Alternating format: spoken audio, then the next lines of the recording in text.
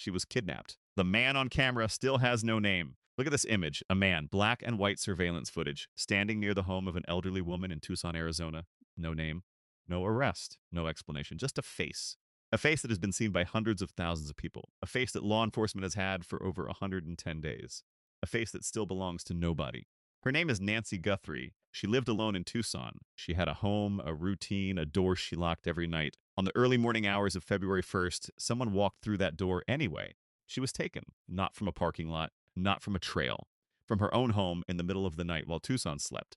Here is Promise 1. By the end of this video, you will understand exactly why the evidence in this case has produced zero public results and who is responsible for that. Here is Promise 2. You will learn the investigative strategy that could still break this case wide open and why no one is using it. 12 cars passed Nancy's street that night. Every one of them captured on camera.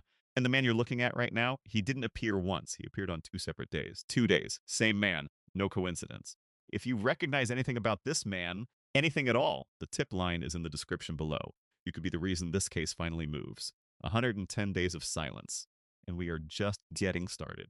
To understand why this man is still nameless, you need to understand what happened to the evidence collected inside that house and who made the decision that changed everything. The evidence the moment investigators entered Nancy Guthrie's home, they found DNA.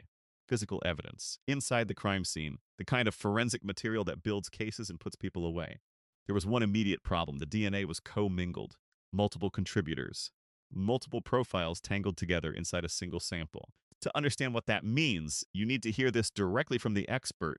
CeCe Moore, one of the leading forensic genetic genealogists in the country, made it clear. Co-mingled DNA samples can take months, sometimes over a year, to fully separate and analyze. A year for a kidnapping victim who may still be alive. Before you can even identify an unknown contributor, investigators must collect elimination DNA. Family members, regular visitors, anyone with a legitimate reason to be inside that home. Each profile must be separated, cataloged, and ruled out. That process alone takes time this case does not have. But here is where Promise 1 lands, because the delay was not just about science. Within the first 4 days of this investigation, the lead investigator made a decision. Instead of sending that DNA to the FBI laboratory in Quantico, Virginia, the most equipped forensic facility in the country, he sent it to a private lab in Miami, a competent lab, but not the right call. That single decision did 2 things. It introduced chain of custody questions that defense attorneys exploit. It also locked the FBI out of the most critical evidence from day one.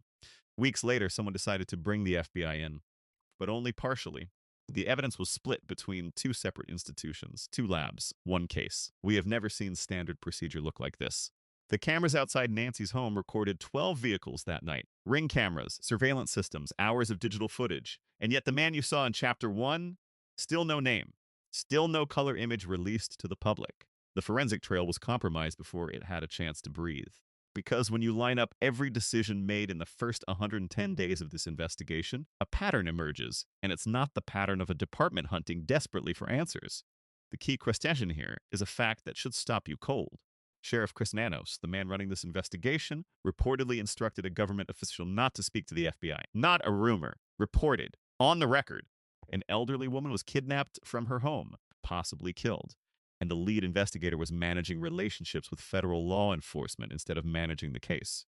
Here's Promise 2, and it is not comfortable. 5 specific failures have quietly defined this investigation, and every one of them was a choice. 1. The DNA went to the wrong lab on day 4. That removed the FBI from the evidence chain immediately. 2. Weeks later, the evidence was split between 2 institutions. That has never been standard investigative procedure. 3.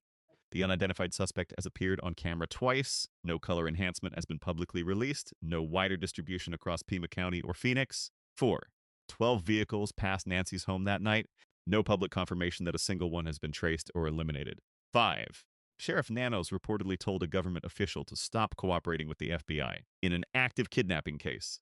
That is not incompetence. That is a pattern. Now consider the political dimension. If the FBI solves this case, Nanos absorbs none of the credit. If it goes cold, the FBI absorbs the blame. He has positioned himself to lose nothing, while Nancy's family loses everything. Former FBI profiler Jim Clemente believes this is a single perpetrator case. We disagree. When an elderly woman is physically removed from a home in the middle of the night, the operational logistics alone suggest more than one person. Someone planned this. Someone executed it, And someone on that surveillance footage has been walking free for 110 days because the right questions are not being asked loudly enough. Do you believe this was one perpetrator or two? Drop your theory in the comments. Investigators do read these threads, and so do we. Every major investigation that breaks open after months of silence cracks the same way, not through a microscope, but through a conversation someone finally decided to have. Suspect truth forensic evidence matters. DNA matters.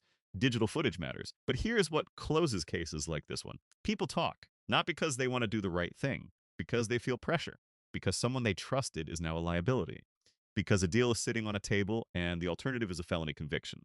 Pima County is not a crime-free jurisdiction. Organized criminal networks operate there. Drug distribution, illegal gambling, unlicensed operations that run quietly because no one has turned up the heat. Turn up the heat.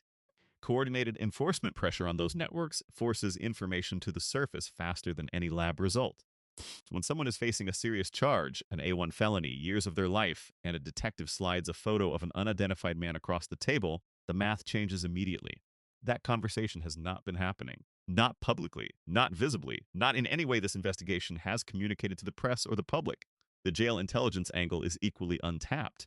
People currently incarcerated in Pima County have street-level information that no federal database contains. Court consideration, verified tips exchanged for reduced charges, is a standard investigative tool. It breaks cases. It has broken cases exactly like this one. Someone in Pima County knows who that man on the surveillance footage is. He appeared on 2 separate days. He had a reason. That reason connects him to people. Those people can be found. If you have any information at all, even something that seems small, the tip line is in the description. Anonymous tips have solved cases that 110 days of lab work could not. What would you do differently if you were running this investigation? Tell us below. We read every response. And that is where this case sits today. Not cold, not solved. Somewhere in between, which in many ways is the hardest place of all. The unresolved close, look at that image one more time. A man, 2 appearances, 0 accountability. We do not know if Nancy Guthrie is alive. We do not know if the DNA has returned a usable result. We do not know if a single one of those 12 vehicles has been traced to a name or an address. What we do know is this: she was real, she had a home, she had a door that someone forced open while the rest of Tucson slept. And 110 days later, the investigation meant to find her has produced nothing the public can see, verify, or act on. That is not acceptable. Cases like this stay alive because people refuse to let them go quiet. That man's image should be on every billboard between Tucson and Phoenix, in color, distributed, everywhere. That has not happened. It needs to. Nancy Guthrie deserves more than a case number. She deserves more than silence.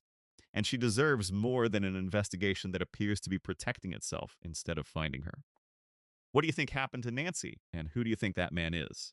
The comments are open. Say what law enforcement won't. Subscribe so you never miss an update on this case.